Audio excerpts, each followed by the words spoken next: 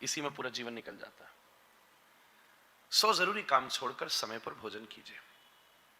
भोजन मानव के पास सबसे सुंदर वस्तु है। भोजन, मानव ने भोजन पर काम किया है, पशु नहीं कर सके। घोड़े को 5000 साल 10,000 साल हो गए घास खाते, उसने नहीं सोचा कभी कि let me make a grass soup. पर मनुष्य ने उस पर विचार किया है, उसको मन, उसको बुद्धि, यहां तक कि उसको आत्मा और भगवान तक से जोड़ा है। जब वो प्रभु से स्पर्श होकर आता है तो हमारी आत्मा को तृप्त करने वाला प्रसाद बन जाता है। जब उसमें स्वाद और परिवार की रुचि जुड़ जाती है तो वो मन को आनंदित करने वाला मनोरंजन भी साधन बन जाता है। एक बात ध्यान दीजिएगा, कोई भी मनोरंजन बिना भोजन के पूरा नहीं हो सकता। कोई भी भजन बिना भोजन के पूरा नहीं हो सकता। कथा में प्रसाद तो प्रमाण है कि हम कथा में गए थे। एक जगह हमारा आयोजन था, माँ प्रसाद विश्राम हो गया तो बोली नहीं मुझे तो चाहिए ही डिब्बा। सबने कहा ऐसी क्या बात है, कल ले लियो। बोले आज घर वाले मानेंगे नहीं कि मैं कथा में गई भी थी। ये दिखाने से पता तो चलेगा कि वहीं गई थी। 100 जरूरी काम छोड़कर समय पर भोजन कीजिए। भोजन समय पर हो, सात्विक हो, तीसरी बात ईमानदारी से प्राप्त किया हो, और चौथी बात प्रभु को समर्पित हो। ये 4 वस्तुओं का अगर भोजन पर विचार कर लिया तो भोजन ही आपका भजन है। ज्यादा समस्या में पड़ने की आवश्यकता नहीं है। स्कंद पुराण में लिखा है कि अगर कोई जीव केवल रोज जगन्नाथ का प्रसाद ही पाले और कुछ न करे तो वो मोक्ष को प्राप्त कर सकता है। स्कंद पुराण में उसकी इतनी महिमा का वर्णन है। भोजन समय पर हो तो औषधि है, असमय पर हो तो विष है। दोपहर में 2 बजे खाइए औषधि है, रात के 2 बजे खाइए तो विष है। कई बार हम लोगों को भी खाना पड़ता है 12-1 तक, तो फिर कई बार बैठक ही नहीं विश्राम होती, क्या करें। पर प्रयास तो होना ही चाहिए। इसलिए कल हम लोग जब सब बैठे उसके पहले सोचे कि जिम लें, कम से कम वॉक करके नहीं पचा पाया तो हम परिवार लोग टॉक करके तो पचा ही लेंगे। समय पर पहली बात, सात्विक दूसरी बात। सात्विक भोजन की अपनी एक श्रृंखला है। वस्तु जितनी प्राकृतिक होती है उतनी ऊर्जावान होती है। फॉर एग्जाम्पल, हम परिवार तो आयुर्वेद से भी जुड़े हुए हैं और उससे संबंधित भी व्यापार करते हैं, इसलिए आप आयुर्वेद की उस विज्ञान से परिचित होंगे। अगर रसोई में गेहूं 6 महीने तक रह सकता है तो आटा 1 महीने तक रह सकता है, और रोटी 3 ही दिन तक बड़ी मुश्किल से रह पाती है।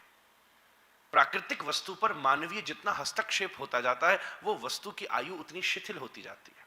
और कई बार तो हम मृत आहार का सेवन करते हैं। तो मृत आहार शरीर के अमृतत्व को कैसे जागृत करेगा?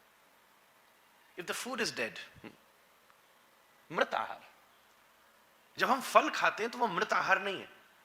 अभी अपनी डाली से टूटने के बाद भी उसमें स्वाद है, उसमें रस है, अभी वो सड़ना नहीं शुरू हुआ है, अभी वो जीवित है। वो ऐसे ही है जैसे मां की कोख से कोई बच्चा पैदा हुआ और अभी वो जीवन जी रहा है, अभी मरना नहीं शुरू हुआ, अभी बूढ़ा नहीं हुआ। एक फल, एक साग, एक सब्जी पेड़ रूपी मां की कोख से पैदा हुई है और अभी जीवित है। जीवित से मेरा अर्थ not like the living being and you are eating the living being, no.